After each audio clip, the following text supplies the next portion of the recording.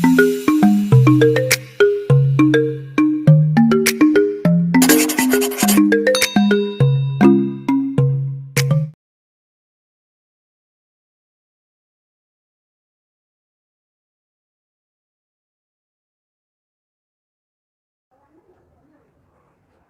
आइए बच्चों, आपका पुनः हरी सर इंग्लिश क्लासेज में स्वागत है।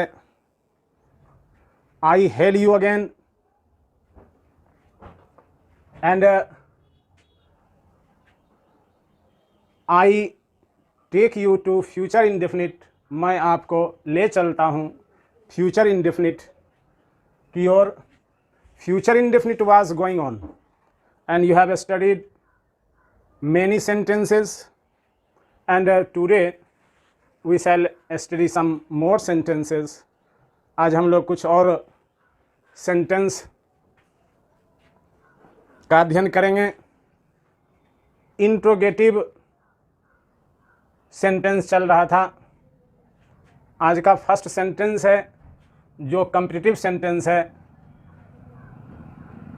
मुझसे शादी करोगी? Will you marry me? Will you marry with me? अब ज़रा देखना है कौन सेंटेंस सही है। तो ध्यान रहे, यह सेंटेंस सही है, यह रॉन्ग है, क्योंकि मैरी के साथ विथ का प्रयोग नहीं होता है जब सेंटेंस एक्टिव वॉइस में हो। तो यह सेंटेंस दोनों एक्टिव वॉइस में है, इसलिए विथ का प्रयोग गलत है। इसीलिए ऊपर वाला सेंटेंस सही है, नीचे वाला गलत है। अब कैसे एक्टिव में है तो इसका डिस्कशन तो वॉइस में करेंगे, लेकिन थोड़ा सा हिंट के रूप में, उसकी शादी हो गई या उसकी शादी होगी और वह शादी करेगी। वह शादी करेगी, इसमें वह कर्ता स्वयं जो है यानी शादी कर रहा है, एक्टिव हो गया। जिस सेंटेंस में कर्ता हो एक्टिव, जिस सेंटेंस में कर्ता छिपा हुआ हो वह पैसिव। उसकी शादी होगी, इससे पता चल रहा है कि उसकी शादी होगी बराबर पेरेंट्स करेंगे या कोई अन्य, लेकिन यहाँ वह शादी करेगी तो यह एक्टिव है, इसीलिए यह सेंटेंस एक्टिव है। यह वृक्ष इस साल फलेगा। This tree will bear fruit this year. फलना का bear fruit इस प्रकार से this tree will bear fruit, इस साल का this year। वह झूठा है, वह बात से मुकर जाएगा। He is a liar. He will go back on his word.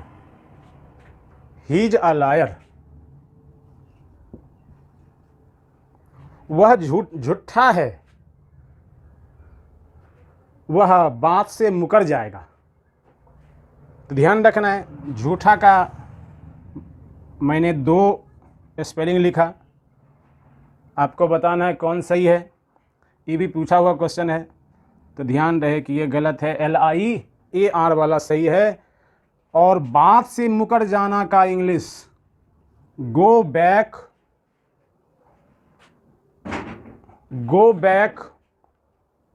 On his word. Go back on word, his her them their जो भी होगा सब्जेक्ट हिसाब से होगा, तो गो बैक ऑन वर्ड, बात से मुकर जाना। इस प्रकार से आप इसको देखें,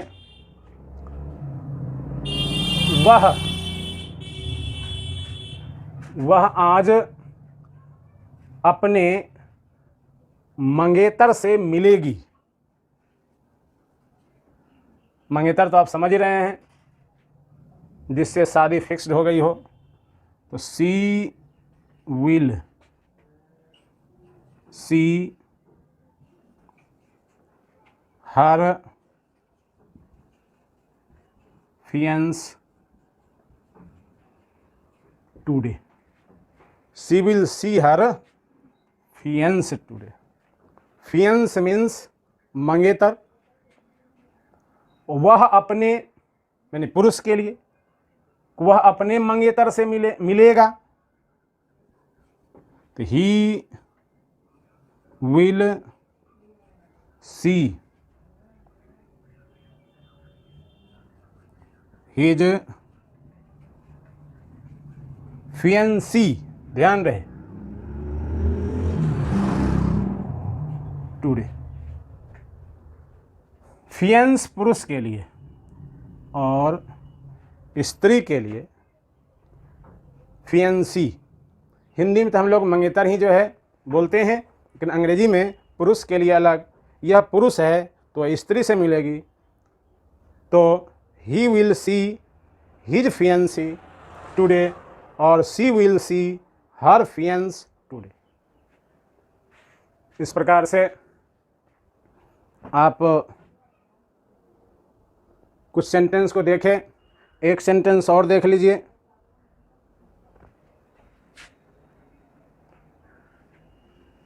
लॉकडाउन 15 दिन तक रहेगा।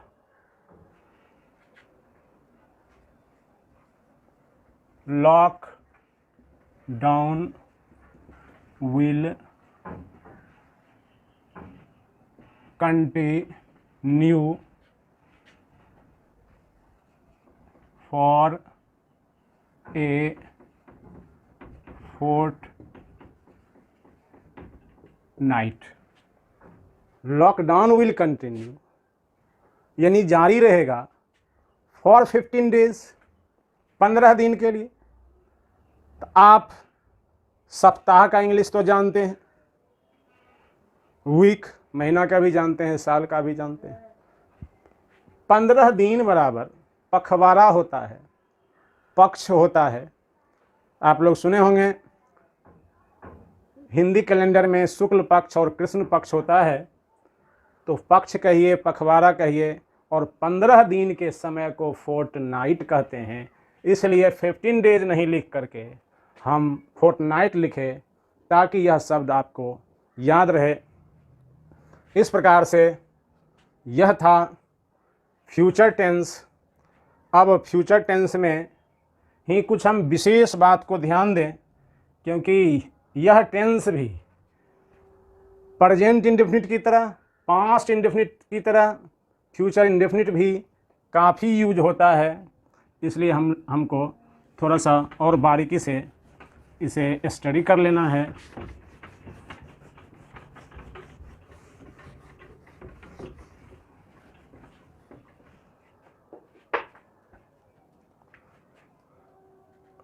गौर ये कीजिए कि विल V1 है,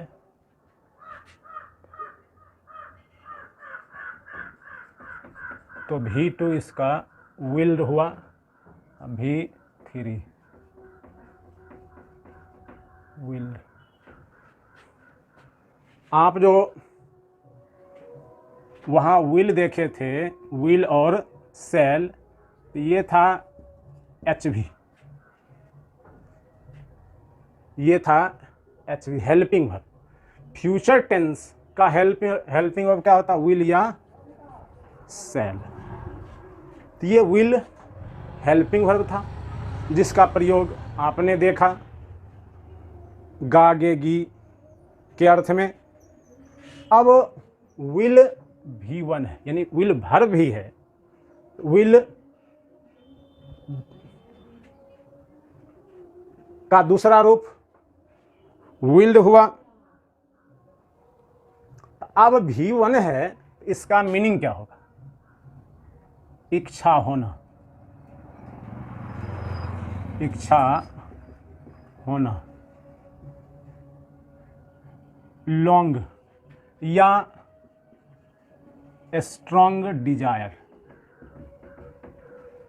इच्छा होना, लॉन्ग या स्ट्रॉन्ग डिजायर, तीव्र इच्छा होना। जैसे आप कर सकते हैं जो आपकी इच्छा है,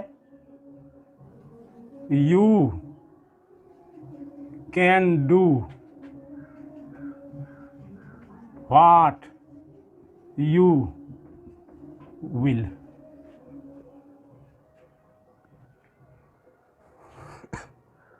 you can do what you will, तो ये यू के साथ यहां V1 प्रयोग हुआ है।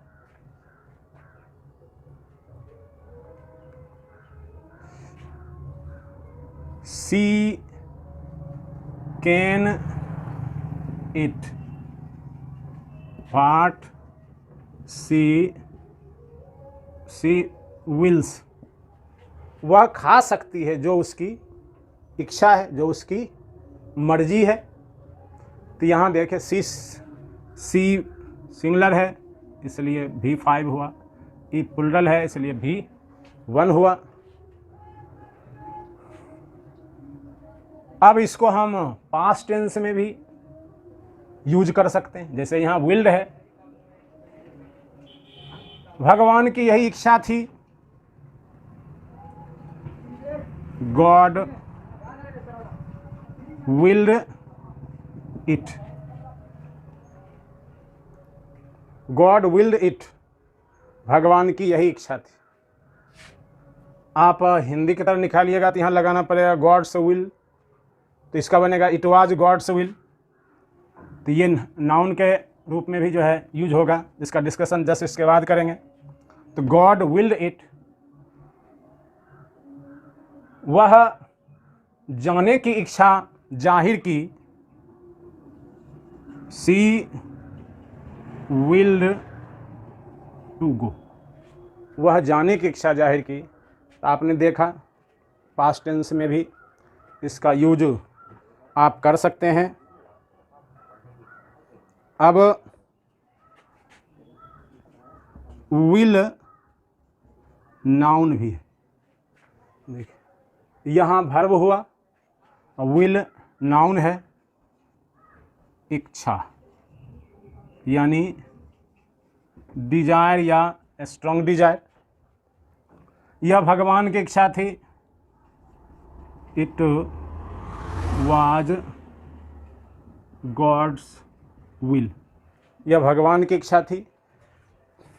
तो गॉड्स विल, भगवान की इच्छा। तो यहाँ विल का प्रयोग नाउन के रूप में यानी इच्छा के रूप में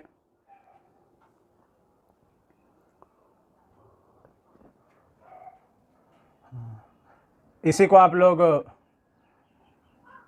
प्रयोग करते हैं विल पावर, इच्छा शक्ति। तो यहाँ भी विल नाउन के रूप में हुआ है,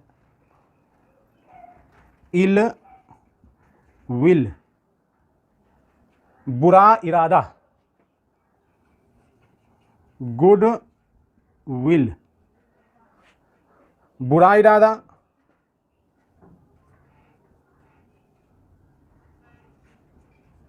और गुड विल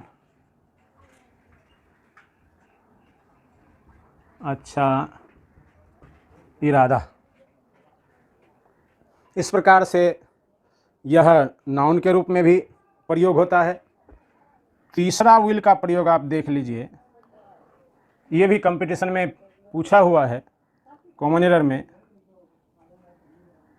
विल मीन्स वसीयतनामा। आप समझते होंगे व्हाट इज वसीयतनामा। तो डॉक्यूमेंट्स ऑफ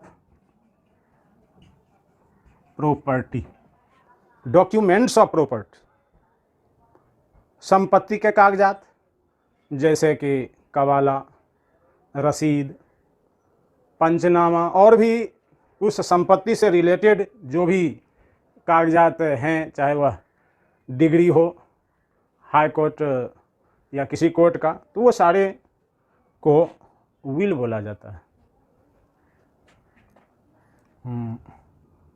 इसका sentence,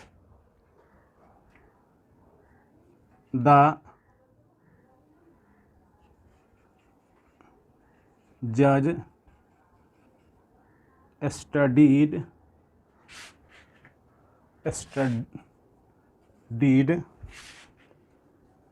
the will of both the party। जज ने अध्ययन किया the will of both the party, दोनों पार्टी के कागजात को, वसीयतनामा का अध्ययन किया। इस प्रकार से विल का प्रयोग आप देखें कि विल वर्ब भी है, विल नाउन भी है, और नाउन में फिर इसका दूसरा भी मीनिंग वसीयतनामा के रूप में प्रयोग होता है। अब थोड़ा सा विल का और प्रयोग देख लेते हैं।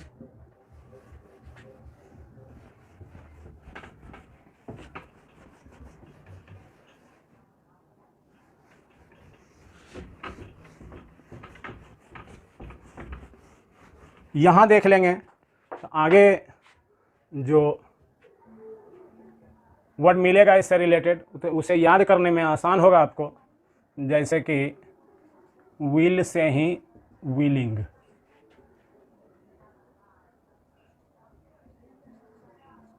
इच्छुक, विलिंग मीन्स इच्छुक। I am willing to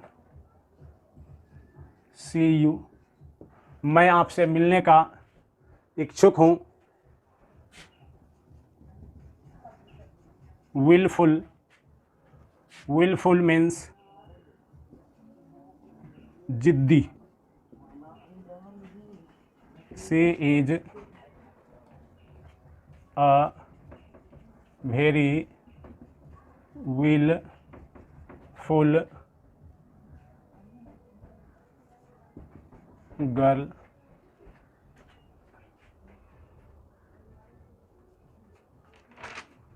willful girl,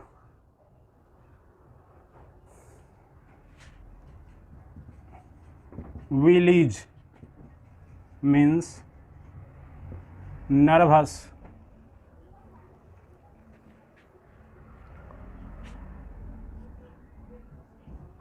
he was village, he was village to see, he was village to see the condition of his parents. वो अपने पेरेंट्स का स्थिति देख करके नर्वस था। Willies means nervous. अब last sentence कि जहाँ चाह वहाँ राह, where there is will there is a way. जहाँ चाह वहाँ राह, ये प्रोवर्ब है। इस प्रकार से आप फ्यूचर इंडेफिनिट को देखें। इस टेंस में भी आपको बहुत कुछ नई नई बातें और शब्द देखने और सीखने को मिला होगा। आप उन शब्दों को, उन बातों को ध्यान में रखिएगा, आगे इसका काफ़ी उपयोगिता है। अब हम लोग चलते हैं फ्यूचर इम्परफेक्ट की ओर।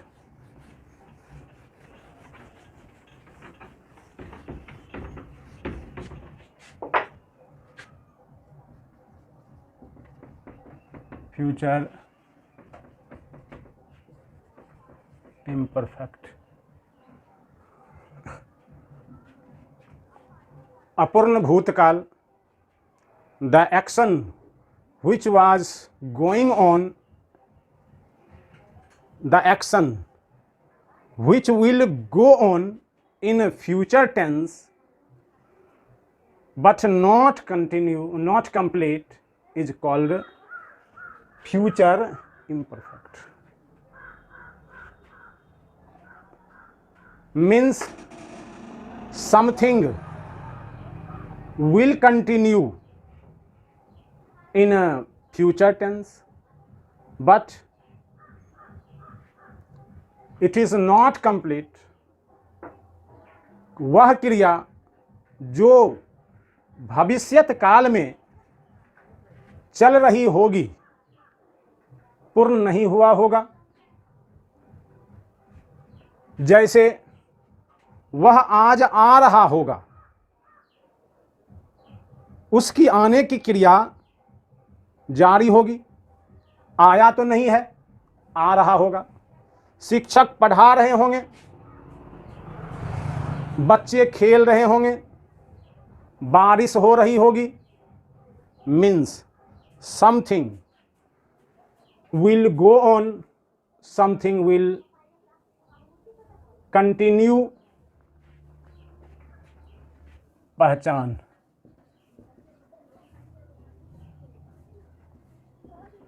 रहेगा, रहेगी, रहेंगे, सब्जेक्ट प्लस HV ब्रैकेट में विल बी या shall be plus V4 plus object. जैसे बारिश हो रही होगी, it will be raining, it will be raining.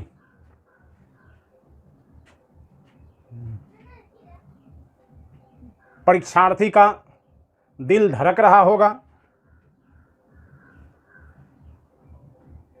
परीक्षार्थी का एग्जामिनीज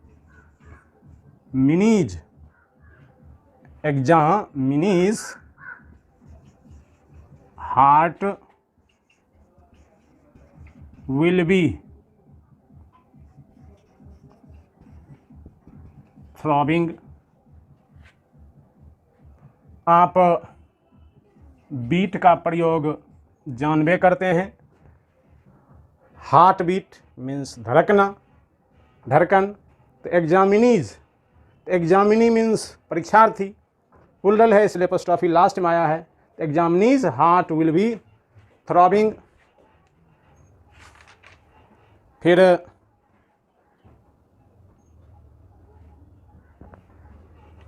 शिक्षक पढ़ा रहे होंगे,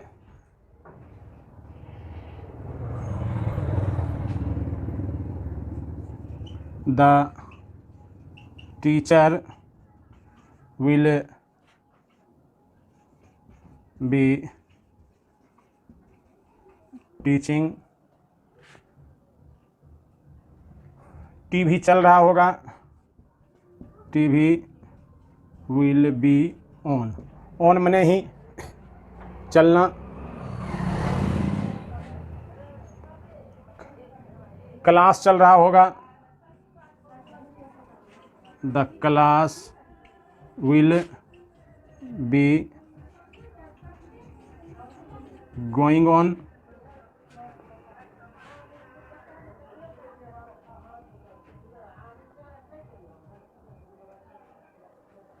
नेक्स्ट, अब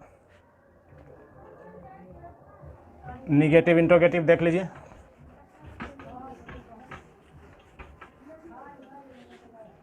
बच्चे स्कूल नहीं जा रहे होंगे, children will not be going to school. बस यही ध्यान रखना है कि बी का प्रयोग नॉट के बाद करना है निगेटिव में। क्या बच्चे स्कूल जा रहे होंगे, तो will children be going to school. Yes no question है, तो इसमें हेल्पिंग वर्ब पहले आएगा, उसके बाद सब्जेक्ट आएगा, उसके बाद बी आएगा। बच्चे क्या कर रहे होंगे,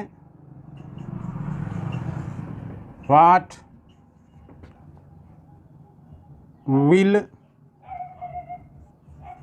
द चिल्ड्रन बी डूइंग। बच्चे क्या कर रहे होंगे।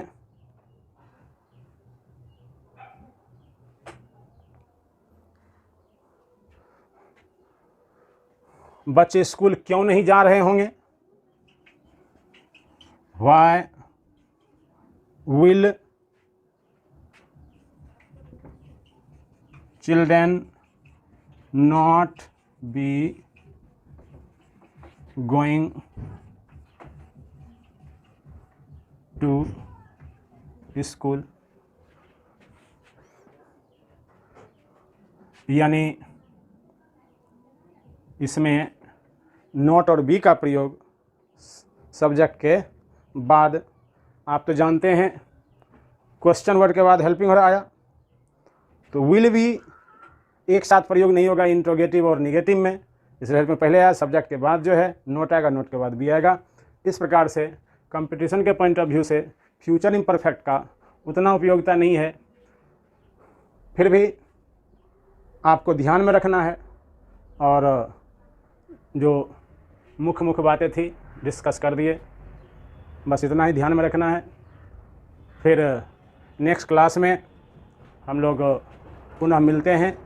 फ्यूचर परफेक्ट और फ्यूचर परफेक्ट कंटिन्यूअस दोनों का डिस्कशन नेक्स्ट क्लास में करके हम लोग टेंस को कंप्लीट करेंगे।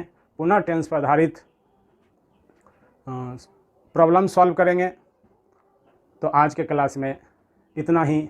Many thanks for joining us.